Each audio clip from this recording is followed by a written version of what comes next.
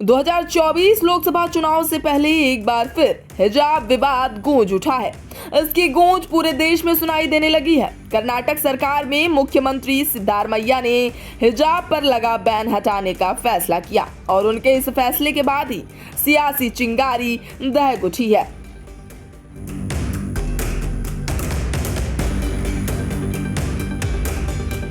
दो 2024 लोकसभा चुनाव से पहले कांग्रेस की कर्नाटक सरकार ने राज्य के शैक्षिक संस्थानों में हिजाब पर लगे प्रतिबंध को हटा लिया है। बीती शुक्रवार की शाम कर्नाटक के मुख्यमंत्री सिद्धारमैया ने कहा कि उन्होंने राज्य में इस शनिवार से हिजाब पर प्रतिबंध के आदेश को वापस लेने का निर्देश दिया है। कर्नाटक सीएम ने कहा कि पोशाक और भोजन का विकल्प व्यक्तिगत है और किसी को भी इसमें हस्तक्षेप नहीं करना चाहिए और उन्होंने 23 दिसंबर यानी शनिवार से ये प्रतिबंध हटाने का ऐलान कर दिया है। सिद्धारमैया के इस फैसले के बाद से सर्द मौसम में अलाव की जगह सियासी आग भड़क चुकी है। बीजेपी इस फैसले को लेकर सिर्फ कर्नाटक सरकार ही नहीं बल्कि समूची कांग्रेस पार्टी पर हमलावर है। केंद्रीय मंत्री और भाजपा नेता गिरिराज सिंह ने फैसले की आलोचना करते हुए कांग्रेस पर निशाना साधा। ये महज हिजाब पे प्रतिबंध नहीं उठाया है बल्कि शरिया कानून को स्थापित किया है। अगर राहुल गांधी कांग्रेस और इंडी गठबंधन की सरकार देश में बनी तो इसी तरह से इस्लामिक कानून शरिया कानून लागू होगा। यूपी में योगी जी की सरकार ने अगर हलाल सर्टिफिकेशन पर बैन लगाया है, बिहार में मैं नीतीश कुमार से कहा हूं वो भी बैन लगाएं।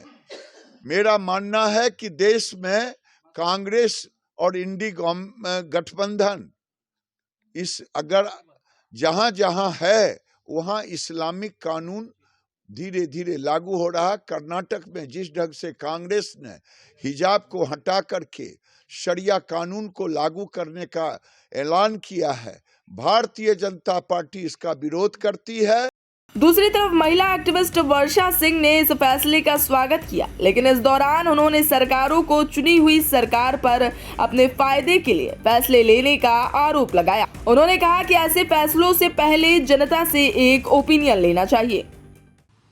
देखिए, कर्नाटक के जो सीएम हैं सिद्धारमैया जी, उन्होंने जो अभी बयान दिया है, मतलब बल्कि फैसला लिया है कि मुस्लिम महिलाएं हिजाब पहन के सब जगह सर्वत्र जा सकती हैं, मुझे तो लगता है वो स्वागत योग्य कदम है। और उन्होंने ये भी बताया कि जो पिछली सरकार ने जो आदेश दिया था उसे हमने उस आदेश को निरस्त किया है, उसके ऑफिसर्स को ऑर्डर दे दिए हैं। तो एक सवाल मन में बस ये उठता है कि चाहे सिद्धारमैया जी की सरकार हो या जो प्रीवियस जो गवर्नमेंट रही है, उनको चुना हम लोगों ने, हमने वोट देके उनको सरकार में लाए हैं और उसके बाद ये लोग सिर्फ अपने चुनावी फायदे के लिए रातों रात एक तुगलकी फरमान निकाल देते हैं कि आप हिजाब नहीं पहन सकते हैं या फिर हिजाब पहन सकते हैं।